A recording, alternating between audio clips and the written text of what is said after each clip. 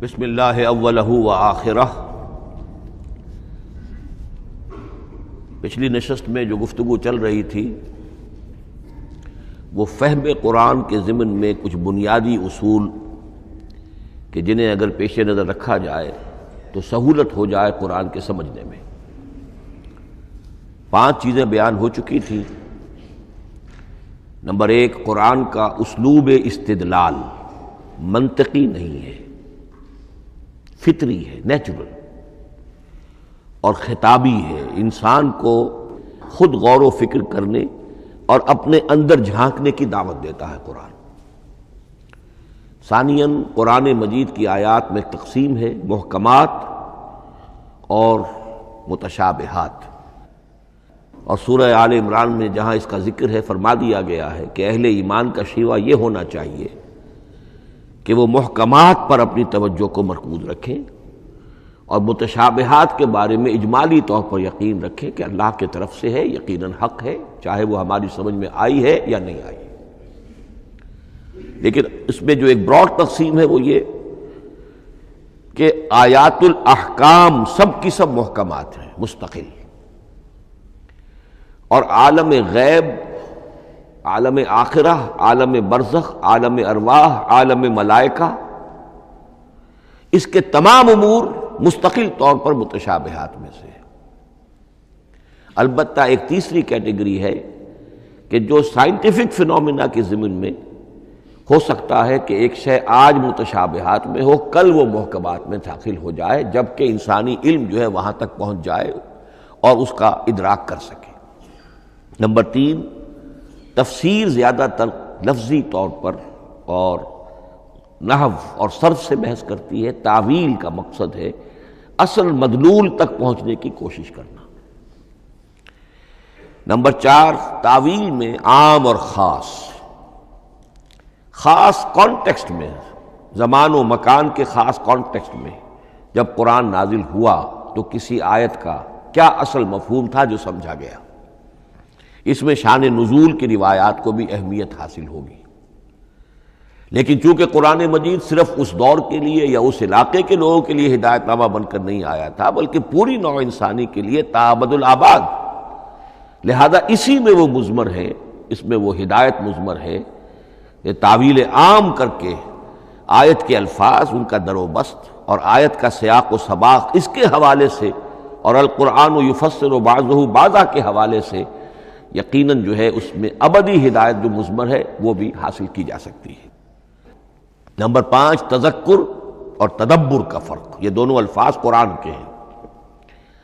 تذکر کے لیے 4 مرتبہ اللہ نے سورہ قمر میں چیلنجنگ انداز میں فرمایا ہے وَلَقَدْ يَسَّرْنَا الْقُرْآنَ لِلذِّكْرِ فَهَلْ مِن مُّدَّكِرٍ، ہم نے قرآن کو ذکر کے لیے، تذکر کے لیے، ہدایت اخذ کرنے کے لیے، بنیادی نصیحت حاصل کرنے کے لیے نہایت آسان بنایا ہے۔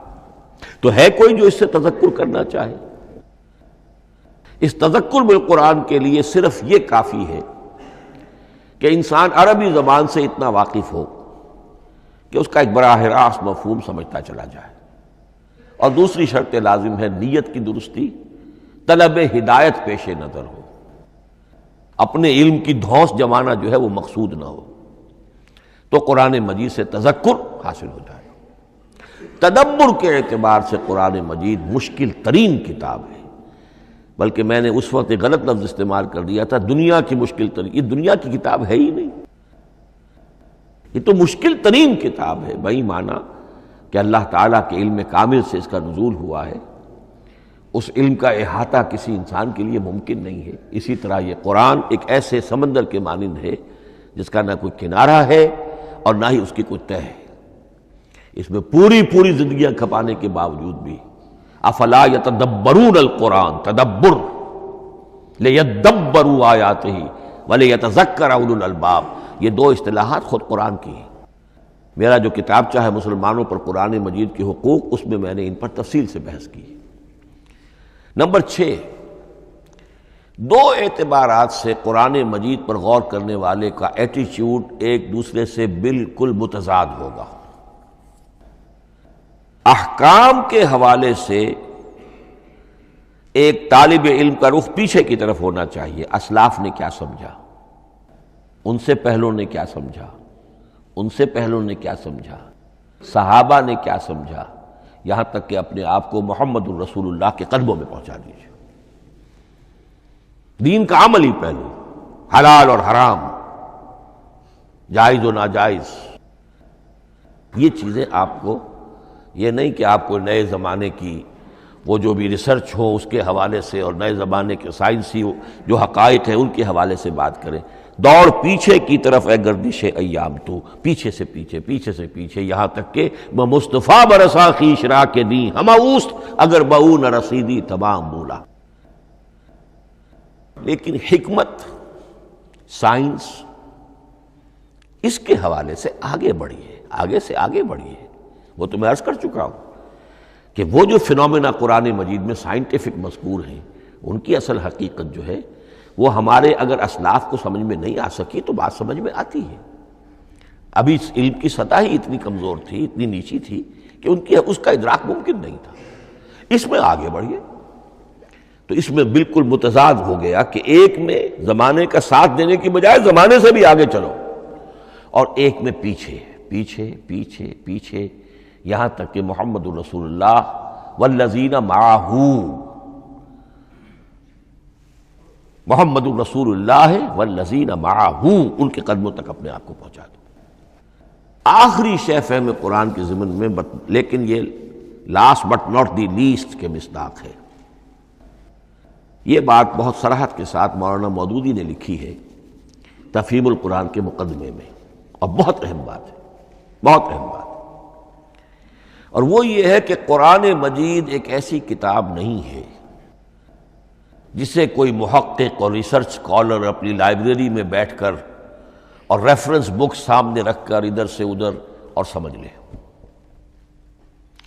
اس کے سمجھنے کی شرط لازم یہ ہے کہ جو یہ راستہ دکھاتا ہے اس پر چلنا شروع کرے۔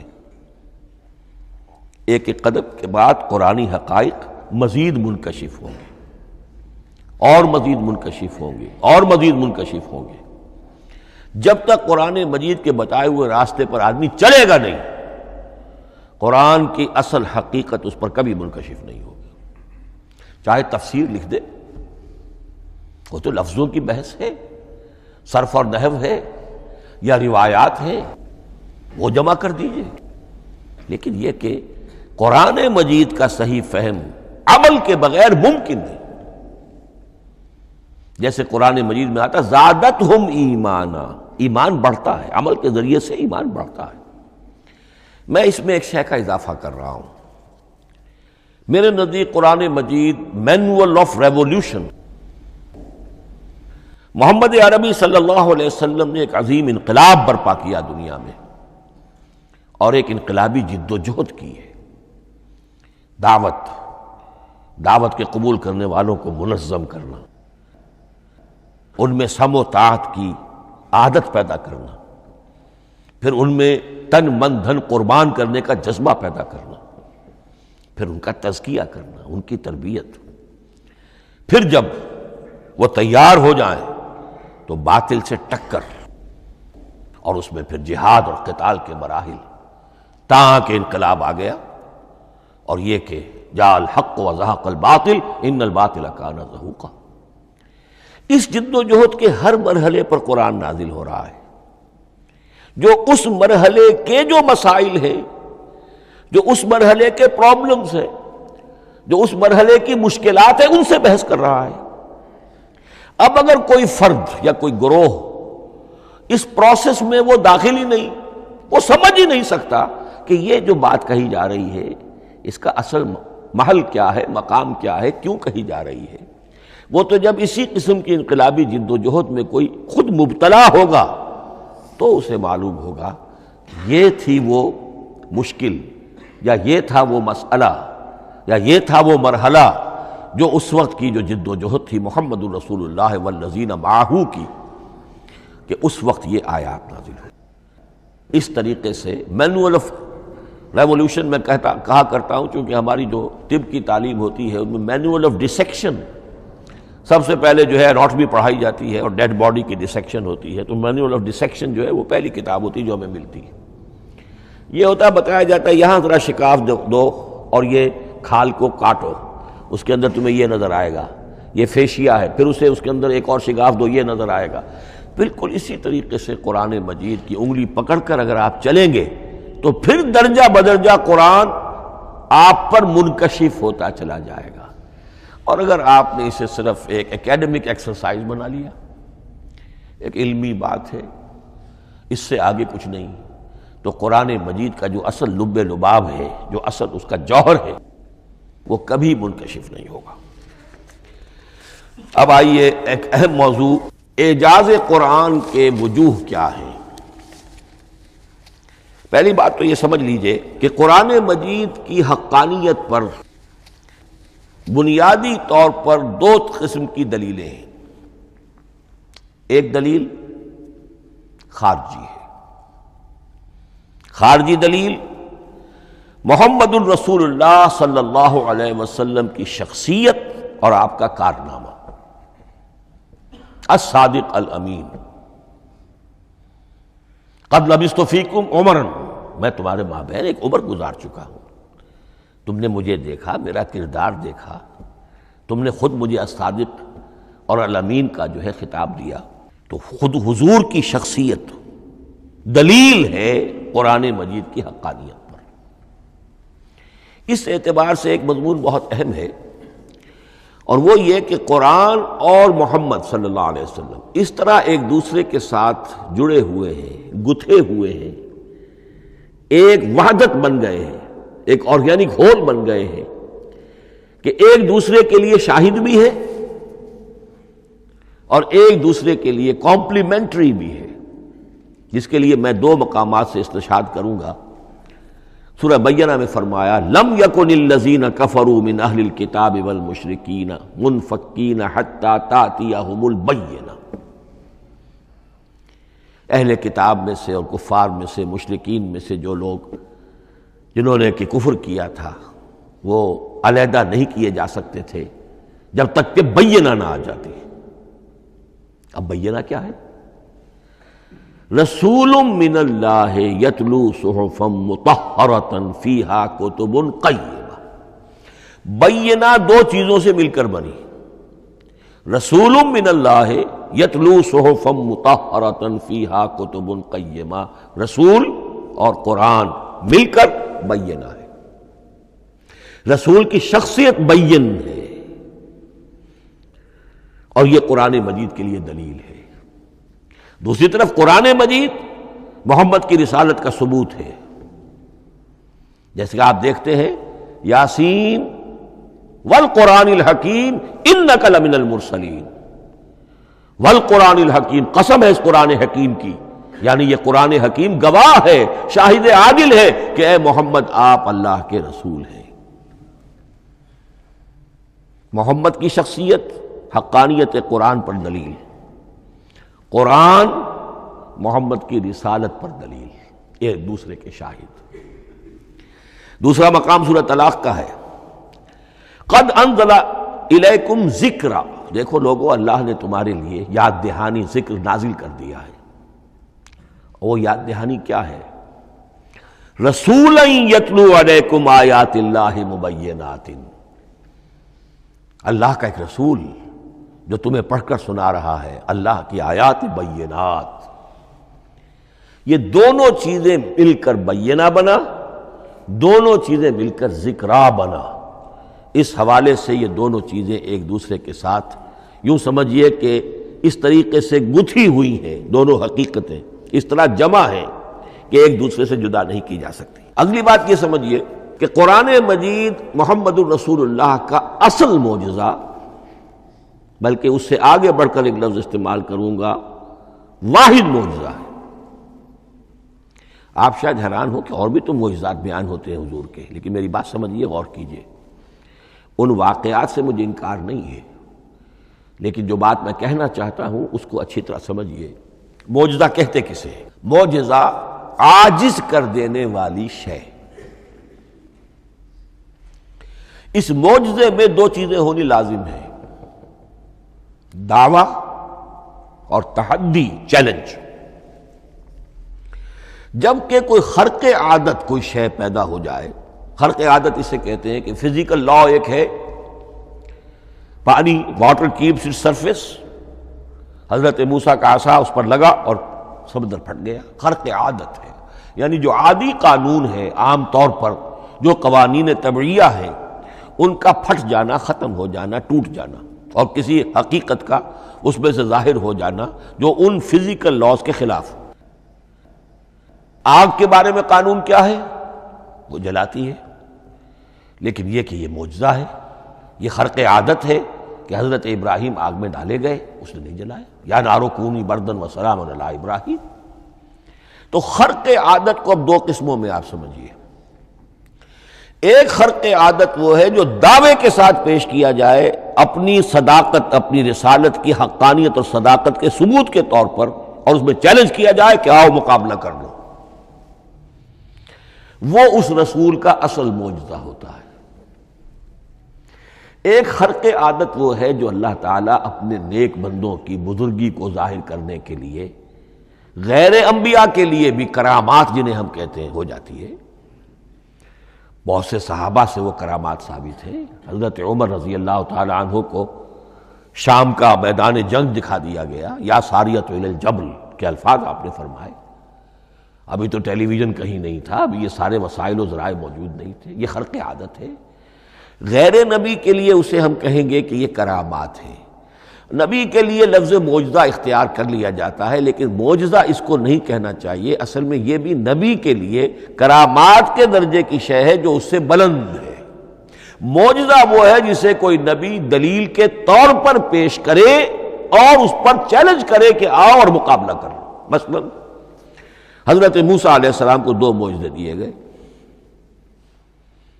اور اس میں سے جو سانپ بن جانا تھا لاٹھی کا، وہ معجزہ ہے جس پر چیلنج بھی آیا اور ساحروں سے مقابلہ بھی کیا، اور ساحر شکست کھا گئے، عاجز آ گئے۔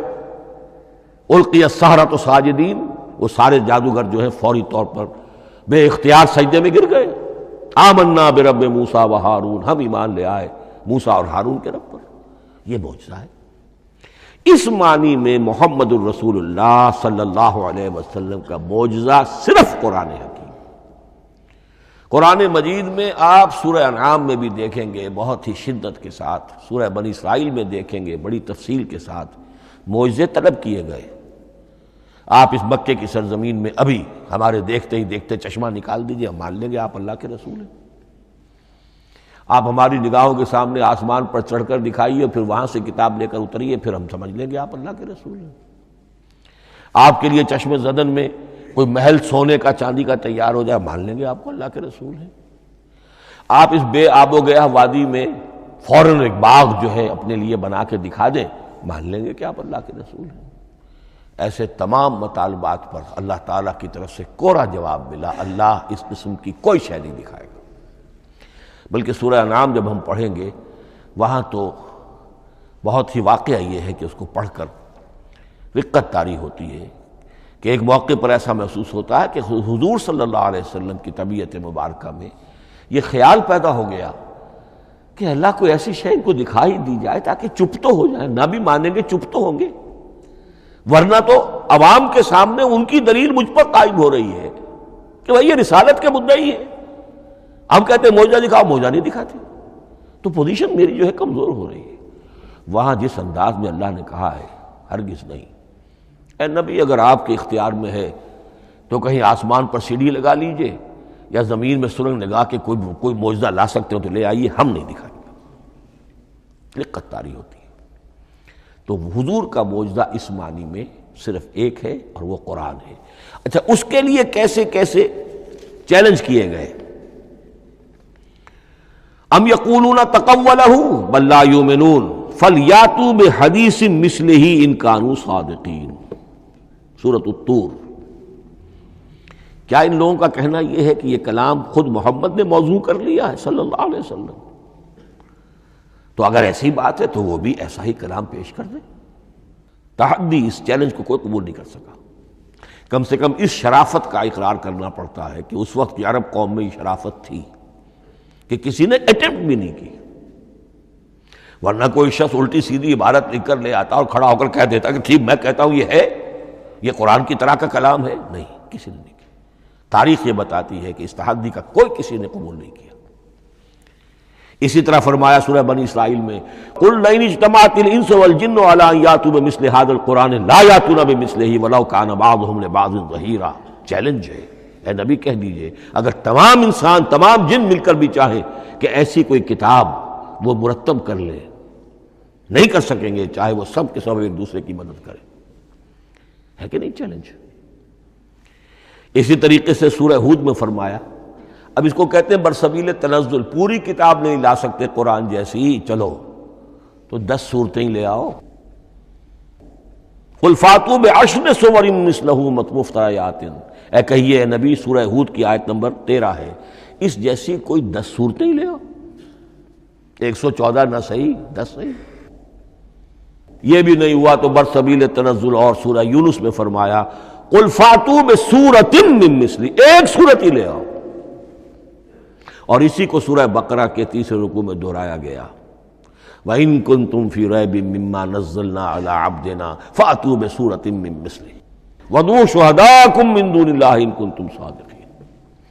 لیکن نوٹ کر لیجئے کہ کسی نے یہ جرأت نہیں کی، نہ قرآن کے اس دعوے کو چیلنج کیا، نہ کسی نے مقابلے کی کوشش کی، نہ کوئی اپنی کوئی تصنیف و تالیف یا اپنا کوئی کمپوزیشن لا کر اور یہ دعویٰ کر کے کھڑا ہوا کہ جمع کر لیجئے، منصف بلا لیجئے، کوئی کمیشن بٹھا لیجئے، میرا یہ کلام بھی بالکل ہم وزن ہے اس کلام کے. نہیں.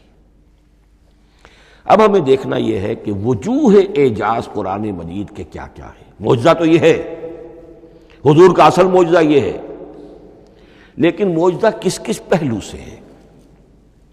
یہ ایک ایسا موضوع ہے کہ جس پر پوری تصانیف لکھی گئی ہیں. وجوہ الاعجاز، وجوہ اعجاز القرآن، قرآن کے معجزہ ہونے کے کون کون سے پہلو ہیں.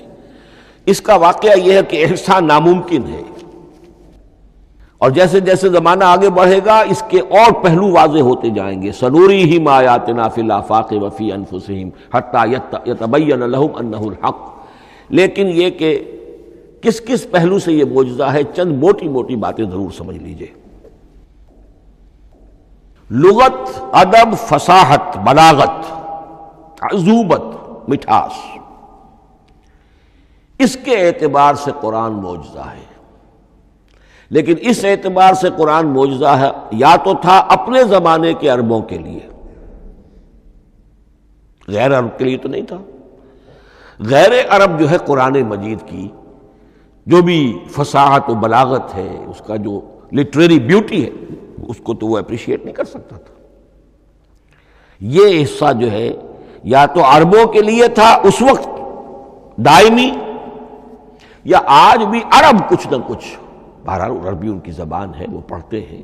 جیسا کہ میں نے عرض کیا تھا، چاہے عیسائی ہوں اور چاہے یہودی ہوں، وہ بھی اپنے ہاں لٹریچر کی، عربی لٹریچر کی ہائیسٹ کتاب کی حیثیت سے قرآن مجید کو پڑھانے پر مجبور ہے. ایک پہلو اس کا یہ ہے. اور اسی کے حوالے سے نوٹ کیجئے حضرت لبید رضی اللہ تعالی عنہ، یہ سبع معلقہ کے شعراء میں سے تھے آخری.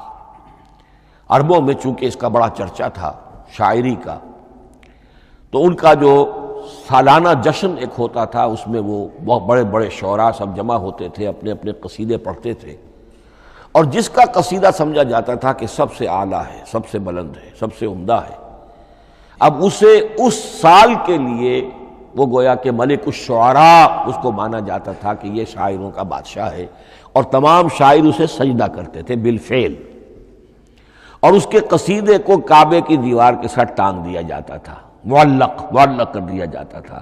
ایسے 7 قصیدے ہیں جن کے مجموعے کا نام ہے سبع معلقہ. اس سبع معلقہ جو ہے 7 جو سلسلے ہیں، ان میں آخری حضرت لبید کا ہے. وہ ایمان لے آئے. ایمان لانے کے بعد انہوں نے شعر کہنا چھوڑ دیا. اس پر حضرت عمر نے ایک دفعہ ان سے کہا کہ لبید اب آپ شعر نہیں کہتے. ان کا جواب تھا ابعد القرآن، کیا قرآن کے بعد بھی کسی کے لیے کوئی موقع ہے کہ وہ کچھ کہنے کی کوشش کرے؟ فصاحت اور بلاغت کی تو معراج قرآن مجید ہے، وہ آ چکی ہے۔ تو جہاں تک اہل عرب کے لیے اس کا معجزہ ہونا خاص طور پر اس دور میں اور اب بھی کسی درجے میں، اس میں تو اہمیت ہے اس کی ادبیت، اس کی فصاحت، اس کی بلاغت، اس کی عذوبت۔ دائمی اور ابدی یہ کس اعتبار سے معجزہ ہے؟ عہد حاضر میں اور غیر عرب لوگوں کے لیے۔ نمبر ایک، سائنسی حقائق کا انکشاف۔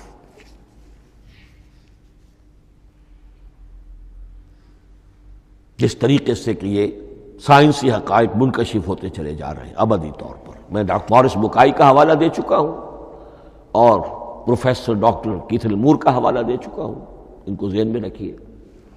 سنریہم آیاتنا فی الآفاق وفی انفسہم حتی یتبین لہم انہ الحق۔ نمبر دو، حضور کا وہ کارنامہ کہ آپ نے ایک عظیم انقلاب برپا کر کے دکھایا اور وہ نظام قائم کر کے دکھایا کہ جس سے بہتر، جس سے عادلانہ، جس سے زیادہ منصفانہ کوئی نظام دنیا میں نہ آج تک قائم ہوا ہے اور نہ اس کی کوئی دوسری نظیر پیش کی جا سکتی۔ یہ ہے سب سے بڑا معجزہ، اور معجزہ ہوا قرآن سے۔ اتر کر حرا سے سوئے قوم آیا اور ایک نسخہ کیمیا ساتھ لایا۔ یہ سارا معجزہ، جیسا کہ میں نے شروع میں عرض کیا ہے، محمد اور قرآن دونوں مل کر بینہ بھی ہے تو رسول من اللہ یتلو صحفا مطہرۃ فیہا کتب قیمہ، اور قد انزل الیکم ذکرا رسولا یتلو علیکم آیات اللہ المبینات۔ یہ معجزہ جو ہے جس کے حوالے سے دنیا میں بڑی بڑی شخصیات نے شہادت دی۔ ایم این رائے اس صدی کا ایک بہت بڑا انقلابی شخص، کمیونسٹ انٹرنیشنل کا رکن، اس صدی کی ابتدا میں جو شورا تھا، جو غلغلہ تھا، جو ولولہ تھا بولشوک ریولوشن کا، اور جو دنیا کے اندر ایک دھوم مچ گئی تھی، اس کو ذہن میں رکھیے۔ اور اس میں کمیونسٹ انٹرنیشنل کا رکن ایم این رائے، 1920 میں اس نے لاہور میں ایک خطبہ دیا تھا، ہسٹوریکل رول آف اسلام۔ اس نے کہا تھا تاریخ انسانی کا عظیم ترین انقلاب وہ ہے کہ جو محمد نے برپا کیا صلی اللہ علیہ وسلم۔ آج بھی یہ کتاب بھارت میں چھپتی ہے، بامبے کا ایک پبلشر شائع کرتا ہے، historical role of Islam by M N Roy. پھر آگے چلیے، ایچ جی ویلز اگرچہ انتہائی رقیق حملے کرتا ہے حضور کی زندگی کے بعض پہلوؤں پر، جیسے رشدی نے کیے ہیں یا جیسے تسلیمہ نسرین ایک بنگالی خاتون نے کیے ہیں، اسی طرح کے حملے کیے اس نے بھی۔ اور یہ اس لیے بتا رہا ہوں کہ یہ اسٹیبلش ہو جائے کہ وہ دوست نہیں ہے، دشمن ہے۔ عربی کا ایک مقولہ یہ ہے کہ الفضل ما شہدت بہ الاعداء، اصل فضیلت تو اس شے کی ہے جس کی گواہی دشمن دے۔ دوست تو تعریف کریں گے، قابل تعریف شے کی بھی تعریف کریں گے، بڑھ چڑھ کر کریں گے۔ یہ بھی ہو سکتا ہے کسی قابل مذمت شے کی بھی تعریف کر بیٹھے، دوست ہوئے۔ دشمن جو ہے وہ تو ظاہر بات ہے اسی بات کو مانے گا جس میں کسی شک و شبہ کی گنجائش نہ ہو۔ اس لیے میں نے عرض کیا کہ دشمن ہے، رقیق حملے کرتا ہے، لیکن آخر میں جب آتا ہے concise history of the world میں چیپٹر جو ہے حضور پر، اس میں خطبہ حجۃ الوداع کا وہ حوالہ دیتا ہے، لا فضل لعربی علی عجمی ولا لعجمی علی عربی ولا لاحمر علی اسود ولا لاسود علی احمر الا بالتقوی۔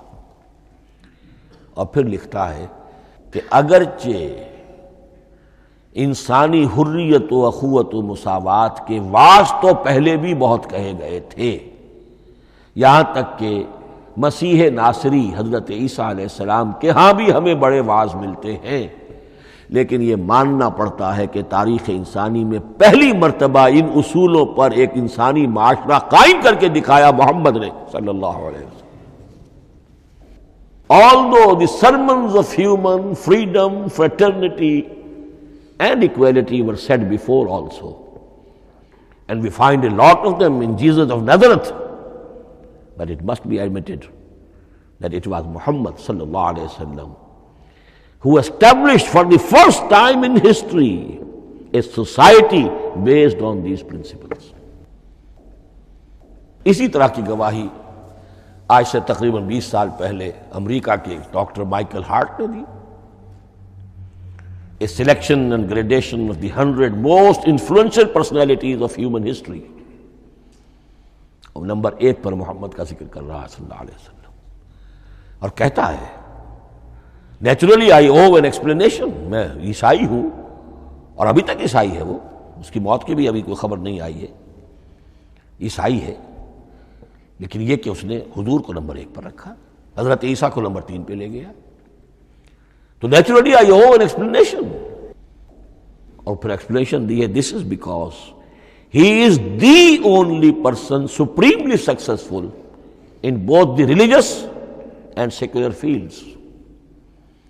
یہ دونوں میدان جو ہے مذہب اور روحانیت اور دوسری طرف سیاست اور حکومت اور ریاست، ان دونوں میدانوں میں بیک وقت انتہائی کامیاب انسان صرف ایک ہے، اور وہ محمد ہے صلی اللہ علیہ وسلم.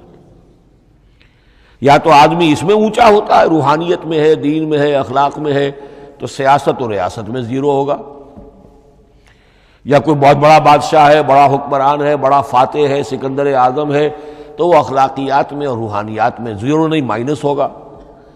یہ معاملہ کہ دونوں میں this is because he is the only person supremely successful in both the religious and the secular fields. لیکن یہ بات نوٹ کر لیجئے کہ جو تازہ ایڈیشن ہے اس کتاب کا، اس میں سے یہ پیسج نکال دیا ہے نئے جو ایڈیٹرز ہیں انہوں نے. اس کے لیے آپ کو کسی پرانے ایڈیشن سے رجوع کرنا پڑے گا، concise history of the world, اور وہ لائبریریوں میں مل جائے گا. علامہ اقبال نے اس بات کو یوں بیان کیا ہے، ہر کجا بینی جہان رنگ و بو، کہ از خاکش بروید آرزو، یاد نور مصطفیٰ اورا بہاس، یا ہنود اندر تلاش مصطفیٰ است. اس دنیا میں تمدن کے اعتبار سے، اخلاق کے اعتبار سے، معاشرت کے اعتبار سے کہیں کوئی خوبی اگر تمہیں نظر آتی ہے، کوئی رمق نور کی، خوبی کی، بھلائی کی، رنگ و بو، جان لو کہ یا تو وہ نور محمدی سے مستعار لی گئی ہے، اور یا ابھی تک انسان ابھی محمد کی تلاش میں ہے، ادھر جا رہا ہے، قافلہ ادھر جا رہا ہے، نوع انسانی کا چاروں ناچار ادھر جا رہا ہے. سوشل ایولیوشن کا پروسیس انسان کو افراط و تفرید کے دھکوں کے باوجود تدریجاً لے کر جا رہا ہے بحیثیت مجموعی پوری مین کائنڈ کو اسی بات کی طرف کہ جس کی طرف دعوت دی تھی محمد رسول اللہ صلی اللہ علیہ وسلم. ہر کجا بینی جہان رنگ و بو، کہ از خاکش بروید آرزو، یا ز نور مصطفیٰ اورا بہاست، یا ہنود اندر تلاش مصطفیٰ است. اسی اعتبار سے میں ایک بات اور کہہ رہا ہوں، اس پہلو سے واقعہ یہ ہے کہ میرے نزدیک اس دور میں اعجاز قرآن کی سب سے بڑی نمائندہ شخصیت، اعجاز قرآن کا سب سے بڑا مظہر علامہ اقبال کی ذات ہے. 20ویں صدی کا مفکر، فلسفی، مشرق و مغرب کے فلسفے پڑھ چکا، قدیم اور جدید فلسفہ سب کا مطالعہ کیا، اور اس کے بعد اس کو قرآن کی حقانیت پر جو یقین نظر آیا ہے، قرآن کی عظمت جس طرح اس پر منکشف ہوئی ہے، وہ واقعہ یہ ہے کہ مجھے کم سے کم اپنی محدود معلومات کی حد تک عظمت قرآن کا وہ انکشاف کسی دوسرے شخص پر نظر نہیں آتا. انہوں نے جس جس طریقے سے مرثیے کہے ہیں کہ مسلمان قوم نے کس طرح قرآن کو چھوڑا ہوا ہے، واعظ ہے تو قرآن سے نہیں کہیں اور سے، تربیت اور تزکیہ نفس ہے تو اس کا تعلق قرآن سے نہیں، وہ بھی کچھ اور مستعار چیزیں ادھر سے ادھر سے لے لی ہیں، فلسفے ہیں تو کہیں اور سے لے لیے ہیں، قرآن سے حکمت جو ہے وہ اخذ نہیں کی گئی ہے. کیسے کیسے انہوں نے عظمت قرآن کا جو انکشاف ان پر ہوا اس کی تعبیر کی ہے. کتاب زندہ قرآن حکیم، حکمت او لا یزا نست و قدیم، حرف اورا ریب نئے، تبدیل نئے، آیا شرمندہ تعویل نئے، فاش گویا ماچے در دل مزمر است، ای کتابیں نیست چیزیں دیگر است، مثل حق پنہاں ہم پیداستو، زندہ و پائندہ و گویاستو، چون بجاں در رفت جہاں دیگر شود، جہاں چو دیگر شد جہاں دیگر شود۔ میں اس میں خاص طور پر دو اشعار آپ کو اس وقت سنانا چاہتا ہوں۔ انہوں نے حضور سے مناجات کرتے ہوئے دو اشعار کہیں، اس سے آپ کو اندازہ ہوگا کہ انہیں کتنا یقین تھا کہ میرے سارے فکر کا منبع قرآن حکیم ہے۔ کہتے ہیں گر دلم آئینہ بے جوہر است،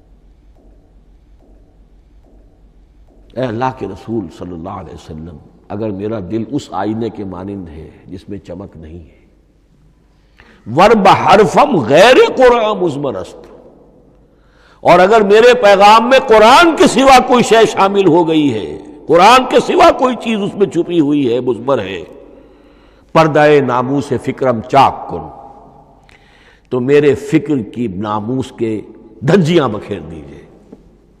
پردہ ناموس فکرم چاک کن، این خیامہ راز خارم پاک کن، اس شاہراہ کو اس کانٹے سے پاک کر دیجئے، کانٹا میرا، میں کانٹے کے مانند ہوں، پھر اٹھا کر پھینک دیجئے۔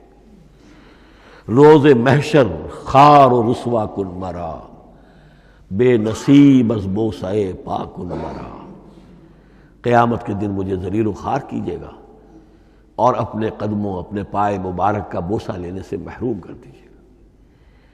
یہ اتنی بڑی بد دعا جو اقبال اپنے آپ کو دے رہا ہے، تو کس قدر یقین اسے حاصل ہے کہ اس نے قرآن کی ترجمانی کی ہے۔ اب آئیے، بہت چھوٹے چھوٹے دو اور مضمون ہیں۔ قرآن حبل اللہ ہے، اس کے کیا معنی ہے؟ حبل رسی کو کہتے ہیں، اللہ کی رسی۔ حبل من مسد، سورہ لہب میں یہ لفظ آیا ہے۔ امام راغب نے اس کی تعبیر کی ہے، استعیر للوصل ولکل ما یتوصل بہ الی شیء، یا تو تعلق کو حبل سے استعارہ دیا جاتا ہے، استعارے کے طور پر حبل کا لفظ کسی تعلق کے لیے استعمال ہوتا ہے، یا کسی شے تک پہنچنے کا ذریعہ، وہ حبل ہے۔ اب یہ ہمیں لفظ ملتا ہے حضرت علی رضی اللہ تعالیٰ عنہ کی روایت میں، هو حبل اللہ المتین، ترمذی میں یہ الفاظ موجود ہیں، حضرت علی سے منقول ہے رضی اللہ تعالیٰ عنہ، یہی ہے اللہ کی مضبوط رسی، کیونکہ قرآن مجید میں آتا ہے وَاعْتَصِمُوا بِحَبْلِ اللَّهِ جَمِيعًا، تو حبل اللہ کون سی ہے؟ پھر یہ حضرت عبداللہ ابن عمر سے بھی ہے، یہ روایت موجود ہے رزین میں، هو حبل اللہ المتین، یہ قرآن ہی اللہ کی مضبوط رسی ہے۔ اللہ سے اب اس کے دو پہلو ہیں، ایک تو یہ کہ یہ اللہ سے جوڑنے والی ہے، تقرب اللہ کا ذریعہ ہے، وصول الشیء، کسی چیز تک پہنچانے والی شے، اس کا سہل ترین، اللہ کے تقرب کا سہل ترین ذریعہ، مؤثر ترین ذریعہ قرآن حکیم ہے۔ چنانچہ ترمذی میں حضرت عبداللہ ابن مسعود کا یہ قول موجود ہے، القرآن حبل اللہ الممدود من السماء الی الارض، قرآن تو اللہ کی وہ رسی ہے جو تنی ہوئی ہے آسمان سے زمین کی طرف۔ یہ ترمذی میں تو اصل میں اثر ہے، حضرت عبداللہ ابن مسعود کا قول ہے، لیکن یہ کہ زید ابن ارقم سے یہ الفاظ جو ہیں مرفوعاً کہ یہ حضور کے الفاظ ہیں، یہ بھی منقول ہے کہ حضور نے فرمایا کہ القرآن حبل اللہ الممدود من السماء الی الارض۔ اور ایک بڑی پیاری روایت ہے طبرانی کی معجم کبیر میں کہ ایک مرتبہ حضور اپنے حجرے سے برآمد ہوئے، مسجد نبوی کے ایک گوشے میں دیکھا کچھ صحابہ بیٹھے ہوئے قرآن سمجھ رہے ہیں، سمجھا رہے ہیں، پڑھ رہے ہیں، مذاکرہ قرآن۔ آپ کے چہرے پر بڑے بشاشت کے آثار ظاہر ہوئے، خوشی کے آثار۔ آپ چل کر تشریف لائے، پہلے ایک سوال کیا، الستم تشہدون اللہ الہ الا اللہ وانی رسول اللہ وہذا القرآن جاء من عند اللہ، کیا آپ لوگ اس کے گواہ نہیں ہیں کہ اللہ کے سوا کوئی معبود نہیں اور میں اللہ کا رسول ہوں، اور یہ قرآن خاص اللہ کے پاس سے آیا ہے۔ صحابہ کا جواب کیا ہو سکتا تھا؟ بلا یا رسول اللہ، کیوں نہیں اللہ کے رسول، ہم گواہ ہیں، اللہ کے سوا کوئی معبود نہیں، آپ اللہ کے رسول ہیں، اور قرآن خاص اللہ کے پاس سے آیا ہے۔ اب آپ نے فرمایا فاستبشروا، خوشیاں مناؤ، فإن هذا القرآن طرفه بأيديكم وطرفه بيد اللہ، اس لیے کہ یہ قرآن وہ شے ہے کہ اس کا ایک سرا تمہارے ہاتھ میں ہے، ایک سرا اللہ کے ہاتھ میں۔ تو وصول الی اللہ کا مؤثر ترین طریقہ، تقرب الی اللہ کا مؤثر ترین طریقہ، سہل ترین طریقہ، شور شارٹ طریقہ وہ قرآن مجید ہے۔ اس اعتبار سے بھی کہ ہے یہ اللہ کی صفت، یہ ہم بحث کر چکے ہیں پہلے، اللہ کا کلام ہے، کلام صفت ہوتی ہے، اور صفت لا عین ولا غیر، یہ قرآن اللہ کا غیر نہیں ہے، ہم سمجھ نہیں سکتے، لیکن یہ کہ ہر صفت جو ہے وہ تو در حقیقت نہ عین ہے نہ غیر ہے۔ دوسری طرف یہی قرآن جو ہے حبل اللہ اس معنی میں بنتا ہے کہ مسلمانوں کو باہم جوڑنے والی شے، وَاعْتَصِمُوا بِحَبْلِ اللَّهِ جَمِيعًا وَلَا تَفَرَّقُوا، حبل اللہ کو مضبوطی کے ساتھ تھام لو، سب کے سب جمع ہو کر، یہ تمہیں تفرقے سے بچانے والی شے ہے۔ اس کی وجہ کیا ہے؟ ظاہر بات ہے کہ انسانوں جو ہے ان کے اندر اتحاد پیدا ہوگا اتحاد فکری کے نتیجے میں، فکر ایک ہو، نظریات ایک ہوں، ویلیوز ایک ہوں، مقاصد ایک ہوں، تبھی تو انسان متحد ہوں گے۔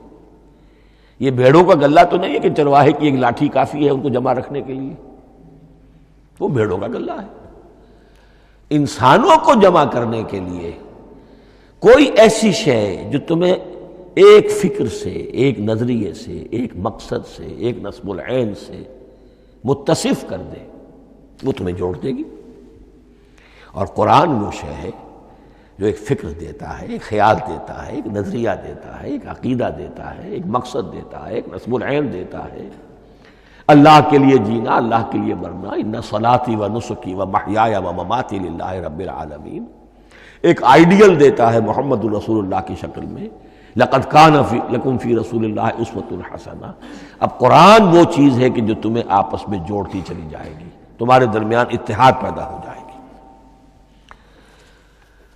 آخری چیز، مسلمانوں پر قرآن مجید کے حقوق کیا ہیں، یہ صرف اشارہ کروں گا اس لیے کہ اس پر میرا کتابچہ موجود ہے، اور اس کتابچے کو اللہ تعالیٰ نے بہت قبول عام عطا فرمایا۔